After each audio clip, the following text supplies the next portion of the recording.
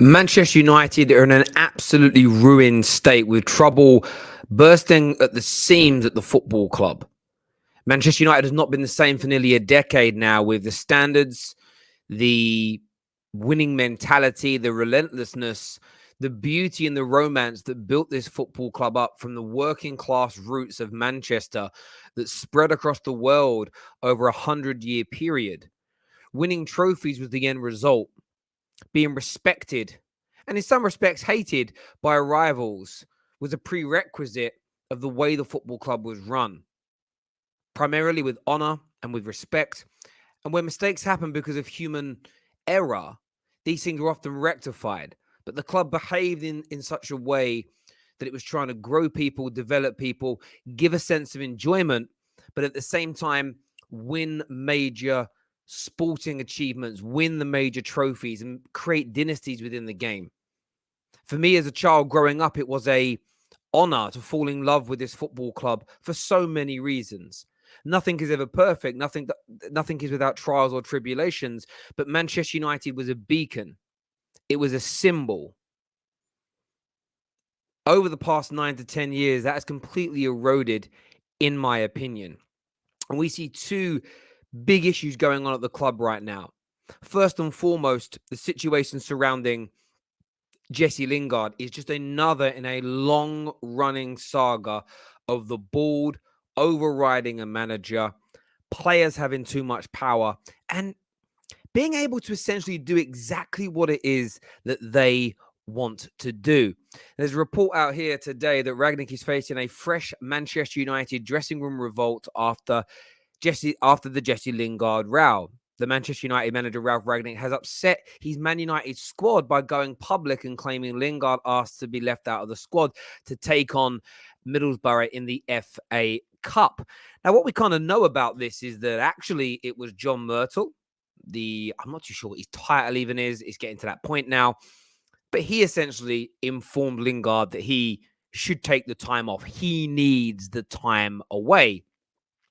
Now, what's frustrating for a lot of Manchester United fans is a simple fact that this seemed pretty normal. This didn't seem like something that you wouldn't want to share. The player thought he was going to leave. He was probably going to go to Newcastle or West Ham. The situation, of course, transpired with Mason Greenwood. So Lingard had to stay. This shouldn't be a big shock to anybody. This shouldn't be something that everybody is up in arms about, confused about, wondering about what's going on. Ralph Rangnick spoke honestly, spoke candidly, and spoke kindly. But then Jesse Lingard felt the need to come out and needlessly protect himself. I have essentially never refused to play. My head's in the right space. I will always give 100%. And it becomes another clusterfuck at Manchester United. It becomes another calamity at Manchester United.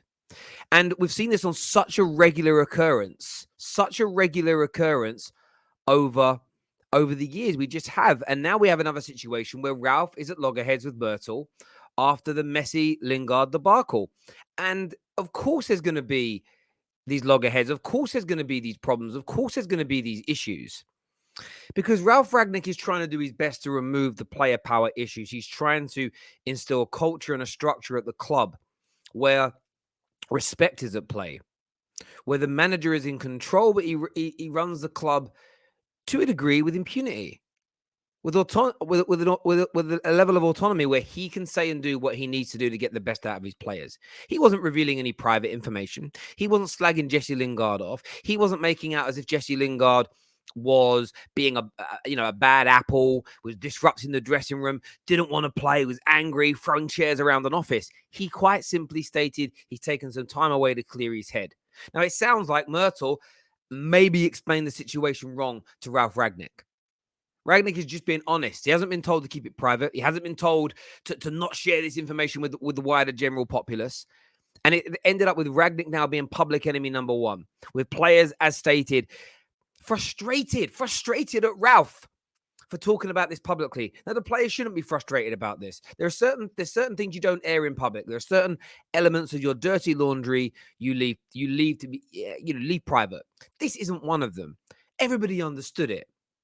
But player power ensues at Manchester United, and while the players are running the show, when you've got the board backing them, when you've got the board stepping in and controlling things, you're in an absolute mess. And there's another report today which got around pretty quietly, and it's one that I personally just cannot ignore. This shocked me to my core when I read this. And it's troubling to see any, even if it's just one is too many, where it says that Man United troubles intensify with a dressing room rift over Star's decision to ditch Mason Greenwood after his arrest. The article goes on to say a source said that one player in particular is furious about it. He feels that ditching Mason shows they are not together. If Mason is convicted of what he has been accused of, then clearly all the players will be horrified. But the police haven't even decided if there's enough evidence to charge him yet. Some of those closest to him feel the course of justice should be allowed to run. And I understand people have this standing of innocent until proven guilty. We've all seen it before. We've all heard it before. We all understand it, that people think and feel like this. But again, why is there not a united front? This isn't someone who's been accused of drink driving. This isn't somebody who's been accused of having a fight in a nightclub. This isn't somebody who's broke a law, but it's a law that is more forgivable. It's something you can have a bit of treatment for, do some community service for, apologize for, and everybody can move on from it. It isn't something that's an overt common occurrence. Just as an example, it is something hideous. It is heinous. Manchester United have had to do what they've done. They have the right to suspend the player for up to 14 days.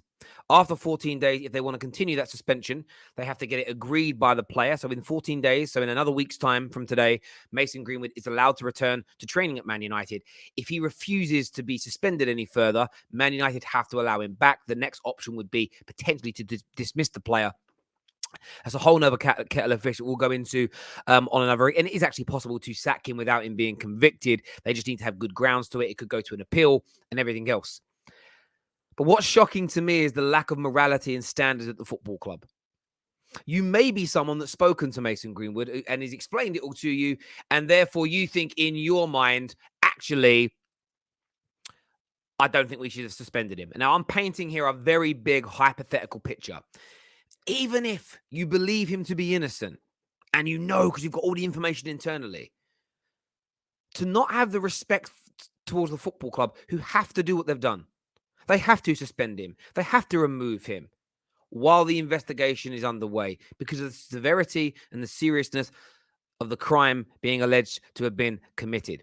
To be talking to the media, for your sources to be speaking to outlets, to be spreading this news is why Man United are in trouble. If we take it away from the hideous, heinous, rightfully punished crime that we all believe right now in our hearts Mason Greenwood has done, what are these players doing? Why are they continually leaking this information?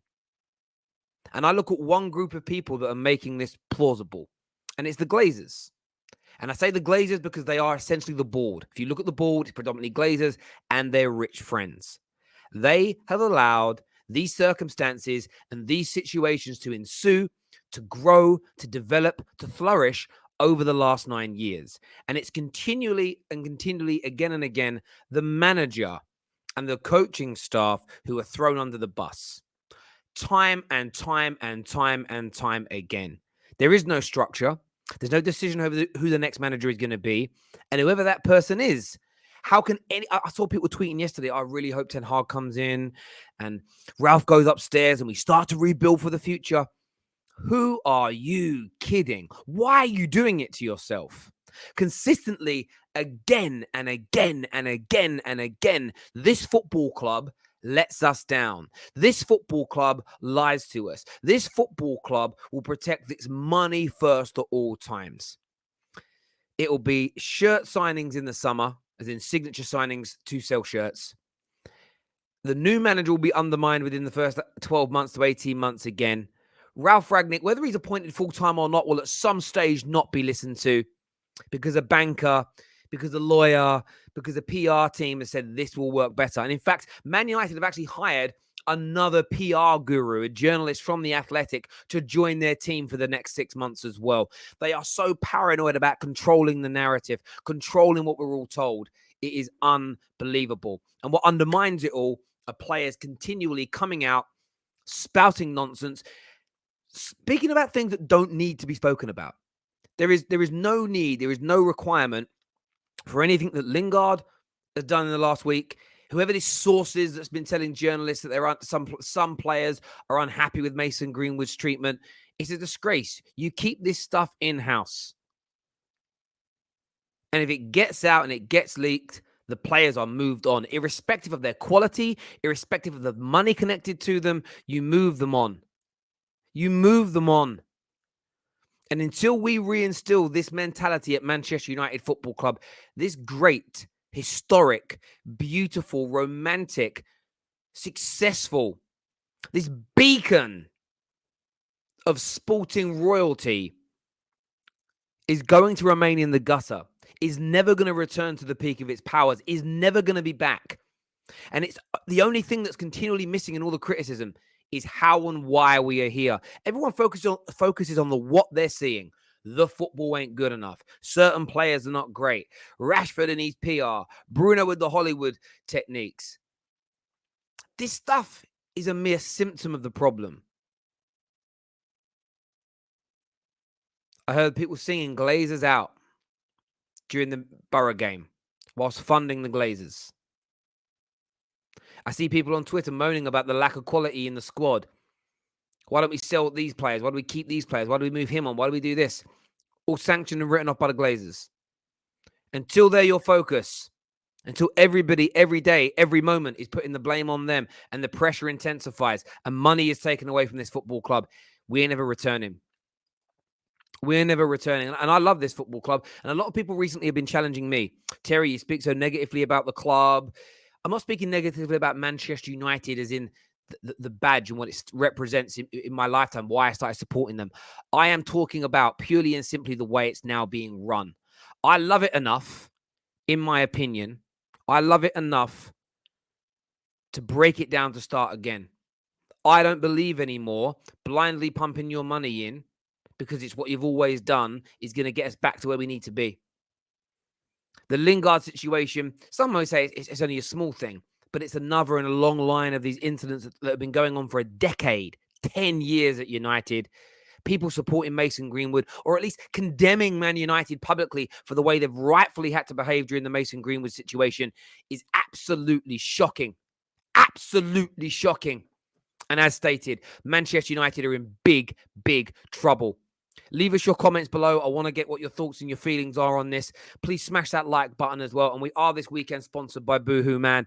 So if you fancy an extra 10% off of all of their current product range, use promo code TFT10. The link for that is in our description below. Go check it out. But until next time, take care. Goodbye. God bless.